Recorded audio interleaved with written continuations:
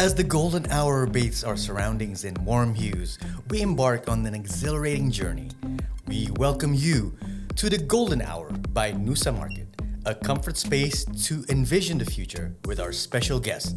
Together, we shape narratives to be ahead of time. Ready to spark ideas and connect beyond the now? Let's roll. Selamat datang ya. Selamat. Oke, Aryo Tamat dan Pribadi Pananta. Yuk kita kasih tepuk tangan yuk. Tepuk tangan. Di edisi pertama. Terima kasih sudah mengundang. Senang sekali. Thank you guys ya udah datang gitu. Senang banget teman-teman Karya Karsa nih udah datang. Gua mengikuti perkembangan teman-teman di Karya Karsa. Mungkin pertama Pip dulu deh. Panggilan sayangnya Pip ya. Sebelum ke Aryo nanti. Iya, gue gak ada panggilan sayang. Karena dia lebih sayang ke gua. Enggak, sayang banget Aryo. Lu gak nanya kenapa lu yang kedua, terakhir? Nggak usah, udah biasa. Oh ya udah deh. Sudah biasa diduakan. Gua gak ngasih. Oh. Oke, Pip. Yes. Lu bisa cerita nggak di zaman nih gitu? Lu mungkin ada di zaman di mana Twitter 2010, 2007 lebih tepatnya. 2008 gitu ya, heboh 2007, rame 2008. gitu dan you were there gitu kan? Gue masih kuliah. Oh, really? Bener? Enggak lah. 2007, Pip. Kita boleh nggak balik lagi loh? Boleh. 2007. Termasuk 100 orang Indonesia pertama yang punya Twitter. Teman-teman, Pribadi Prananta 100 Luar biasa. orang Indonesia pertama yang sign up Twitter. Iya, kenapa sih? Iya, kenapa ya? Nggak tahu, itu jadi kayak apa namanya, significance aja gitu kalau jadi early adopter.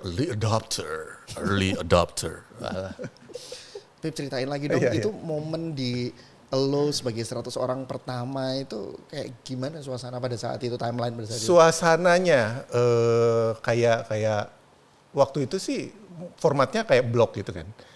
Belum ada di mobile, jadi semuanya di komputer. Microblog istilahnya dulu bahkan. Dan semua followingnya adalah bule, orang Inggris, berbahasa Inggris maksudnya. Jadi itulah kenapa waktu itu gue bikin akunnya itu Pipis gitu. Karena Pip is having this kind of conversation gitu. Jadi ngobrolnya itu dari sudut pandang orang ketiga gitu. Terus tiba-tiba di tahun 2009 booming BlackBerry kan. Pasti ingat di BlackBerry itu ada namanya Uber Twitter gitu. Tiba-tiba banyak banget orang Indonesia yang sign up Twitter gitu. Dan hampir setahun kemudian tiba-tiba timelineku isinya aku kebelet pipis gitu. Duh, ada orangnya. Jadi karena kaget. Karena kaget. Ada akun namanya Pipis gitu. Jadi ya udah. Akhirnya ya. Okay. Jadi lebih fun. Zaman dulu itu era itu era di early adopter itu memang Twitter itu tempatnya nyampah, tempatnya bercanda gitu, tempatnya main gitu. Makanya tadi bercandaan-bercandaan kayak gue kayaknya kebelet pipis deh kayak gitu misalnya. Itu sesuatu yang biasa gitu diomongin. Oke. Yang pasti aneh kalau misalnya kita ngomongin itu sekarang gitu kan. Sampai akhirnya lu ketemu circle pertama lu di Twitter itu ya mungkin sekarang namanya community kali ya. Community, itu, betul. Itu awal mula 2007-2008 itu community awalnya apa, Pip? Terus ngapain? Oke. Community awalnya ya sesama orang Indonesia dong gitu. Karena kita orang-orang Indonesia yang pertama lah istilahnya gitu kan yang oke, kita bikin meet up yuk gitu. Waktu itu namanya tweet up gitu. Oh, oke. Hashtag tweet up. Tweet up gitu kan. Dari meet up. Dari meet up karena aktivitasnya tweeting gitu. Jadi ya tweet up gitu. Ketemuan di sana, ternyata ketemu dengan berbagai macam profesi gitu kan. Ada yang memang bergelut di bidang programming gitu kan, yang digital banget. ada yang jurnalis. Ada yang receh nggak, Pip? Banyak Kayak receh. gimana tuh misalnya? Kayak dia. Kan aku receh gitu. Ya dalam arti receh. Sering ngantongin duit-duit koin gitu. Bukan gitu. Oh, itu recehan Misalnya ya. tweetnya Oke. yang apa yang Ya sereceh lebih ke apa namanya orang-orang yang punya akses terhadap internet kan waktu itu. Dan itu nggak banyak. Tahun itu eranya masih eranya warnet gitu kan. Masih ingat warnet nggak? Warnet. Warnet orang iya ngumpulnya di sana baru interaksinya di komputer gitu. Nah, belum ada smartphone gitu. Masih ada BlackBerry itu doang gitu kan. ada ini nggak sih, Pip?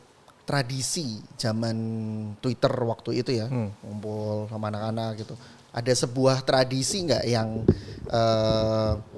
ini pasti anak-anak Twitter nih yang kalau misalnya kumpulnya kayak gini, ngomonginnya kayak gini gitu. Apa ya tradisi? Lebih ke anak-anak Twitter itu kan karena sifatnya real time, ya kan. Jadi selalu yang up to date gitu. Jadi ketika komunitas ini ngumpul, yang diomongin adalah hal-hal yang up to date gitu. Jadi ketika ada orang baru misalnya mau ikutan di komunitas itu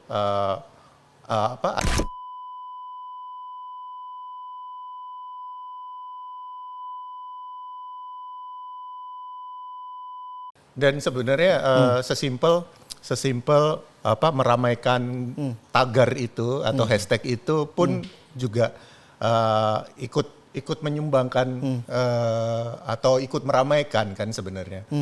Makanya dari situ akhirnya muncul istilah baru gitu, ada social justice warrior. Tapi itu ntar bahas. Itu keluar dari bahasan siapa? lain. Oke, Ya kan? tapi menarik nih. Menurut lo gimana? Itu istilah relatif umum tapi awalnya konotasinya bagus.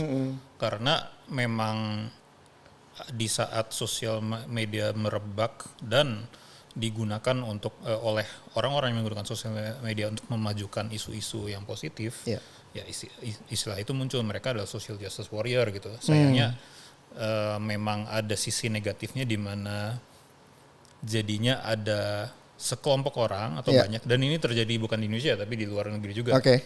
Jadi mereka seru-seruan di sosial media, terus rame sendiri, actual change-nya nggak terjadi apa-apa. Itu makanya jadi konotasinya jadi negatif. Oke, rasanya beda sekali ya sama sekarang dan dulu ya. Tapi ngomong-ngomong tentang warrior tadi, sebenarnya kalau supaya jadi gerakan itu kan butuh apa ya, konsensus komunal ya. Butuh rame-rame sepakat gitu kan ya. Itu udah bisa dibilang gerakan kreator zaman dulu nggak sih? Sebenarnya para akun user Twitter ini berkumpul gitu kan, bisa aja gerakan lain orangnya beda lagi. Tapi sebenarnya spirit kreator itu dari situ nggak sih, Pip? Yuk. Karena kan sekarang gini, dari gerakan itu kan sebenarnya bermula dari kegelisahan, ya kan? Kegelisahan gue misalnya, gue menulis sesuatu di sosial media gitu. Terus ternyata direspon oleh orang yang sama gitu, yang punya kegelisahan yang sama gitu kan. Terus akhirnya jadi gerakan gitu. Artinya apa yang gue publish, konten yang gue tulis itu menginspirasi orang, membuat orang jadi merasa tergerak, membuat orang jadi mungkin sedih atau marah atau tergantung isi kontennya itu ya gitu. Atau ketawa gitu misalnya kalau konten-kontennya receh yang tadi lu bilang gitu kan. Nah, dari situ kan gue jadi merasa bahwa ternyata konten yang seperti ini tuh direspon seperti itu ya gitu. I see. Dan itulah awal mulanya ada istilahnya content creator pada akhirnya gitu. Berawal dari ya dengan platform yang ada gitu, sosial media yang ada waktu itu Twitter, terus kemudian ada Instagram di tahun 2010. Itu kan sifatnya lebih ke fotografi apa segala macam. Orang berlomba-lomba foto supaya dapetin likes sebanyak mungkin. Itu konten gitu. Konten yang akhirnya kalau gua posting foto yang seperti ini ternyata dapat banyak likes ya gitu. Ada kebanggaan gitu kan. Oke, gua akan bikin konten-konten yang seperti ini, foto-foto yang seperti ini. Begitu terus gitu. Kalau dari gua nggak bisa foto gitu, gua bisanya menulis gitu kan. Oh, ada platform yang menulis yang bisa support itu, misalnya Twitter atau Facebook misalnya gitu kan, bisa nulis panjang di sana. Terus akhirnya di copy paste, dimasukin ke WhatsApp group apa segala macam, jadi viral. Ada kesenangan di sana bahwa oh tulisan gue dibaca orang, oh tulisan gue direspon orang, di like, di reshare, di repost dan yang lain-lain gitu. Akhirnya ya itu dari situ muncul kategori baru ini tadi gitu, content creator yang tadinya now everyone is a content creator gitu. Terus kemudian ada di tahun 2013-2014 ada Snapchat yang populer di Amerika. Terus akhirnya di-copy sama Instagram, bikin Instagram Stories ya kan. Dari situ mulai ternyata kita bisa bercerita lewat video ya gitu kan. Terus habis itu berkembang lagi 2017 ada musik-musik yang di-insert di video-video itu dan mulai joget-jogetan gitu kan. Waktu itu Musical.ly ya kan. Kemudian berubah sekarang ke TikTok gitu kan. Jadi evolusinya itu seperti itu gitu. Orang yang bisanya nulis, dia punya platformnya.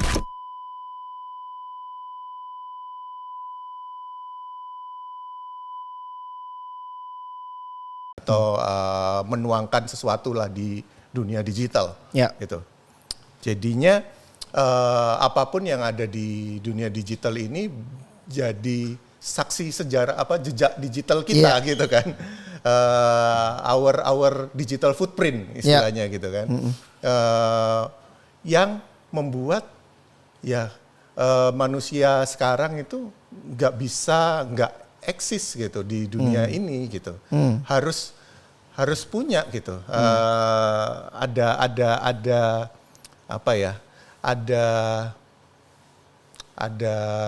apa sih istilahnya kayak gua dipaksa untuk memahami atau kayak contohnya gini deh, bokap misalnya gitu, generasi bokap nyokap gitu, dia apa sih mas Instagram itu bikinin dong katanya di Instagram itu kita bisa beli ini ya waktu itu belum ada TikTok, Instagram orang jual beli di Instagram gitu kan, bisa jual beli gini-gini ya gitu. Jadi mau nggak mau orang masuk lagi ke dunia digital gitu, dipaksa lebih tepatnya untuk memahami apa sih binatang apa sih dunia digital dan sosial media ini gitu, dan apa sih yang bisa gue dapetin dari konten-konten ini gitu. Nah, kalau bisa mendapatkan penghasilan dari situ, ya gue harus di sana dong. Gue harus di sana. Gue harus pelajari nih. Gitu. Nice. Jadi itu akurat ya statistik ini ya. Akurat banget. Ya, jadi pas lo ngomong nih teknologi AI kita, kemudian langsung enggak. Malah menurut gue ada yang kurang di sini yang akan gue bahas. Please. Jadi kan ledakan pertama internet itu terjadi tahun 2000-an. Itu. Dia lebih tua memang. Thank you. Padahal tuan lo setahun. .com boom kan 2000. Sebelum itu udah beberapa perusahaan internet muncul dan hancur di awal tahun 2000-an. Tapi salah satu wujud internet yang mulai muncul di awal tahun 2000-an adalah blog.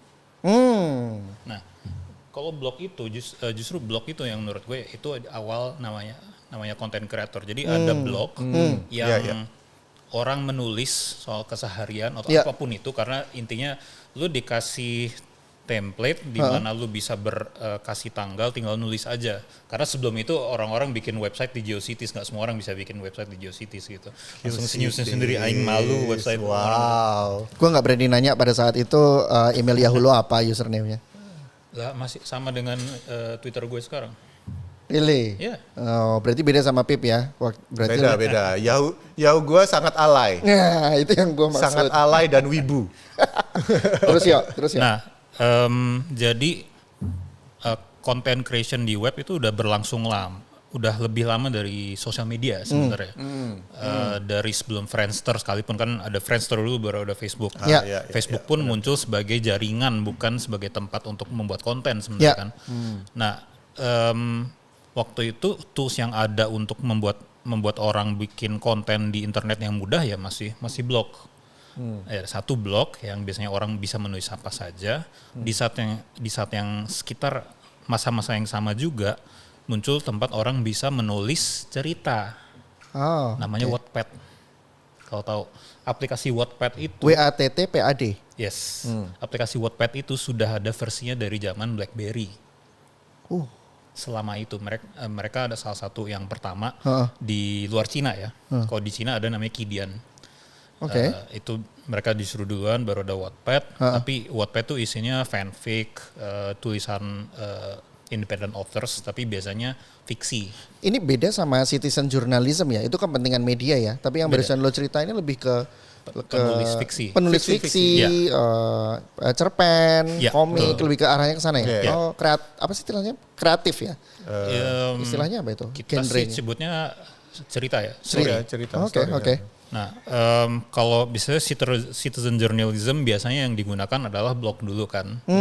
Betul. Jadi ada yang punya blog sendiri, terus pembacanya banyak. Misalnya dulu gue ada Presiden Jakarta. Ya. Itu bukan citizen journalism, itu citizen criticism. Kritisisme, iya. Design digital. Jadi content creator udah muncul dari situ. Ya. Tapi belum dimonetize banyak. Ada sih yang akhirnya misalnya bikin blog network kayak ID Blog Network kan. Yes. Dia ngumpulin pengiklan yang mau, terus nanti dia manage bannernya yang akan dipasang di blog-blog tersebut. Jadi content creator dan monetisasinya paling nggak untuk sisi blog ya itu udah mulai terjadi di tahun-tahun segitu itu. Itu awal 2000-an. Dan udah ada yang mulai dapat investment juga di awal 2010.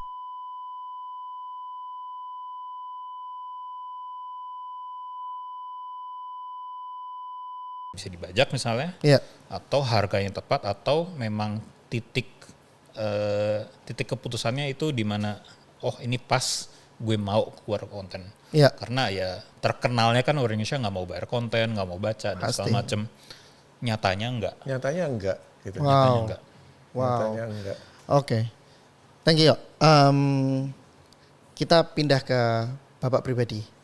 Karena kita mau menanyakan hal-hal yang sifatnya pribadi sekarang. Oke. Asik. Boleh saya dioper itu? Oh boleh. Karena saya mau para pemirsa melihat salah satu tweet dari Pipis di Twitter. Waduh. Dibahas lagi. Iya. Nah, saya mau Bapak editor menunjukkan tweetnya Mas pribadi atau Pipis di Twitter itu yang ini ya Mas pribadi ya. Nah. Sebelum gua tunjukin nih yang mana nih. Oke.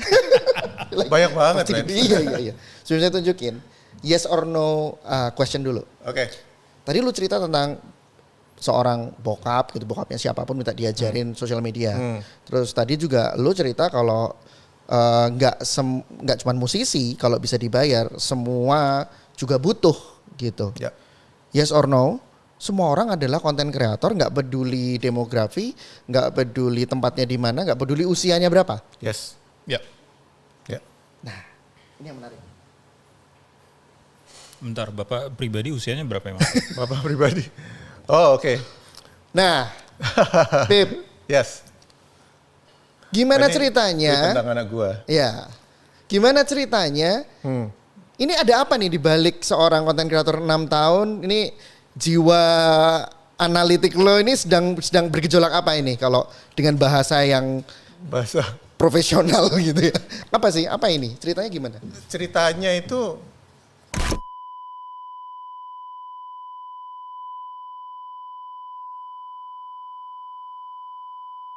Seperti itu. Kalau kami ya, mungkin gua pakai sudut pandang kami perhatikan, mungkin teman-teman juga ya. Lu tuh sangat apa ya merefleksikan bahwa content creation lu mendemokratisasikan bahwa mencipta karya kemudian mendapatkan sesuatu dari sana itu gampang banget dan semua orang bisa. Memang itu tujuan lu apa? Arahnya mau lu bawa kemana nih? Arahnya memang seperti itu gitu. Karena jujur aja, gue juga content creator gitu kan. Gue dulu pernah nulis buku juga gitu. Cuman gimana sih dapat penghasilan yang layak gitu dari karya gue gitu.